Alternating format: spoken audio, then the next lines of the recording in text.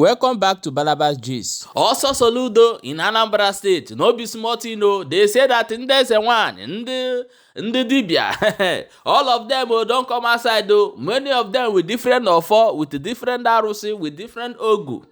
They say they don't go agree for the new law for inside Anambra as it stand right now. Okay, no so, but also, my people, it don't read. I beg you get one of our brother will provoke. Can't talk many things. Say no, that Ezewanyi, Okita, all those things is not Igbo tradition, which is our brother. Whether they call the Biafra Chado, I go play you the video. May you hear what he talk and also watch those people as they tell they waka, they demonstrate before we come back. Come continue. My wonderful people, stay tuned and share this video. No go anywhere because we'll get a lot of story to talk about today concerning this thing where they happen for inside our land.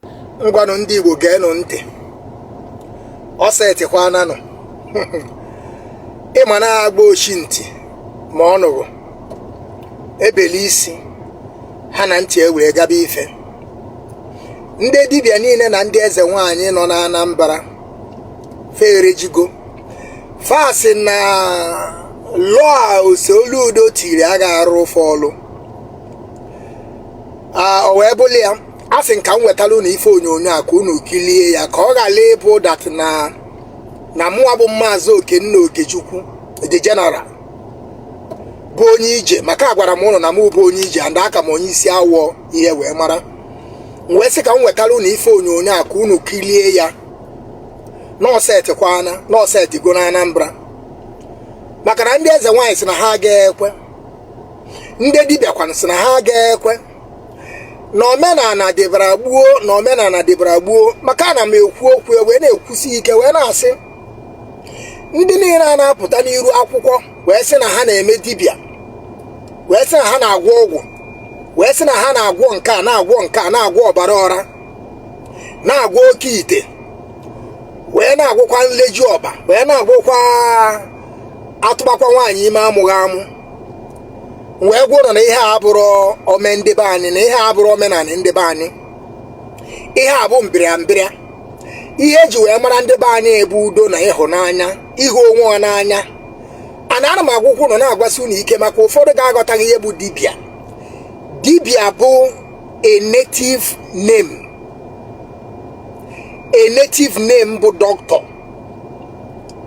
In our own dialect, ihe a na-akpọ doctor bụ dibịa. Maka ndị ga-aghọtaghị ihe bụ dibịa, ana m agwa unu na ịgwọ ọgwụ abụrụ ome ndị be anyị. Ịgwọ ọgwụ abụrụ ihe eji wee mara ndị be anyị. Ihe a bụ mbịrịambịrịa and mbịrịambịrịa ga-ana. Mana ife nsị ka m wetara unu bụ na ndị dibịa bụ ndị dọkịnta na ndị Ezewanyi ndị ma ihe a na-eme, maka ndị niile na-afụ ebe a ha anọghọ n'ihu akwụkwọ. Mana ọ nweziri ihe bụ na ndị nche obodo ewepụtara ịmara ọ na-aba alụgide ọlụ alụfe oke, alụgide ọlụ arụ ọlụ gaba ebe asịfa alụ na-alụ. Ife a gwara fa bụ ndị anọsi n'ihu akwụkwọ na-akọ inyo, na-akọ mpụ, ndị efulefu na-atụkọsị ụmụ nwanne anyị ego wee na-atụrụ ha asị wee na-aghọlifa. Ụmụ nwanne anyị jezi ebuo ntụ ejidefa nke gara nụ Chukwu meri onye ahụ ebele ọ gafee. Dibịa ahụ nọ n'ihu akwụkwọ na-agwọ ọgwụ, na-agwọ ọbara ọra, na-agwọ otu nne ya asị na ọ ya melie ọgwụ. Ngwa kilie na ife onyonyo a ka unu ghọta ebe anyị na-aga. Na fa jụkwara ajụ mbụ ndị Ezewanyi na ndị dibịa. Fa pụtakwara n'igwe na ihe emego. Anambra, the state United States of Anambra. Anyị bụ ụmụ izizi na ụmụ ka ihe a na-akọ ife a na-agwa ụnụ na Anambra bụ diọkpara. Ụnụ ada uchu na adịrị, omenala ga-adị, ọdịbendị ga-adị, ihe eji wee nwere ndị Igbo ga-adị. Ọ bụ ndị na-aghọli ndị mmadụ na-eme mpụ bụ ndị a ga-achụ. Ngwa kilie na ife onyonyo a.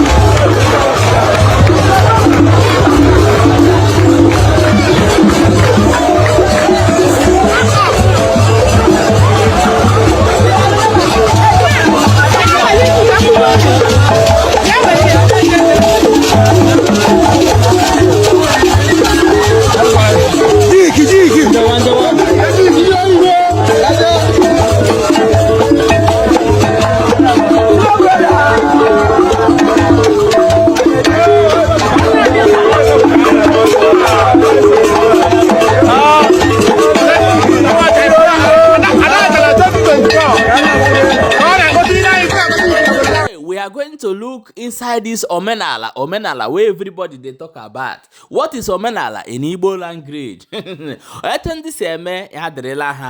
what is Dibia in Igbo language? Dibia in English language also means they use it as a native doctor, which is a doctor who practice in a traditional ways with herbs and other leaf. So where did this okite and where did this awele and where did all these things come from? In olden days, during our father, when they are farming or when they are putting when they are the time of farming season, what they do is that once these crops is not growing well, they go for what they called, what we hear today called okite, and they pray to the gods and do these rituals in order way for their farm to grow bigger. Maybe somebody who is doing business can also use that, but today some of those okite you see, the people that owns it has no business, has no shop, has nothing, and most of these rituals during the time of our father does not require human sacrifice, but today the okite are used by human sacrifice, unborn babies and all these things inside them. My people, this now wetin that they call aro in our land. So this law that Soludo bring, the reason why people love it so much is because of the part where they are using human bodies to do this sacrifice. Because if you watch before, if kidnappers take somebody, before, I'm saying there's a kidnapper before, when they take somebody, they will leave the person. If the person don't pay, they fit buy the person and leave the person body. But right now, once they catch you say you no pay, they go butcher you, go say things wey dey for your body. Who they buy those parts? Now those people where they use them, they do different type of rituals. So if you know that you are a true herbalists, that's what they call them. You are let me say true native doctor. That what you do is to fight for life and also save life. This is what we know our own father. Even my grandfather was also a Dibia, but his own Dibia is those Dibia who treat different type of sickness, so and other encourage somebody to move forward, but not doing okite and other ones. So how do we stop this in our land? There's no other way than what Soludo is doing now. If we want to go back to our tradition, what is our tradition? What is our culture?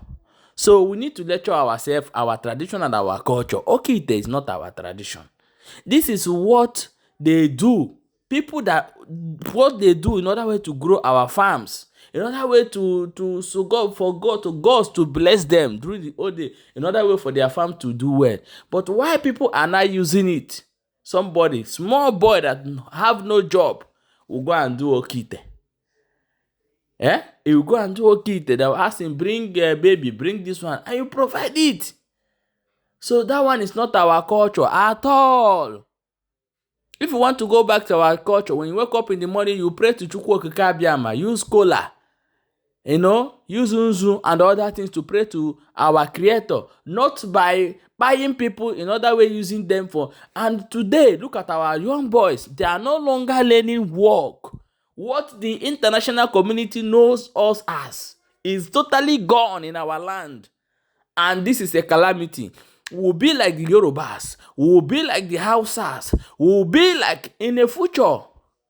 The crime you will see in our place will be too much. So if you're a mother and you're encouraging your boy of 16 years to go and make money like others, buy laptop. Some mothers will go and borrow money in Mitri and buy laptop. Take him to the shrine for him to do okite, another way for him to make money. This is what is happening in our land. And this is not our tradition. It's evil. It's evil. When you see evil, call it evil.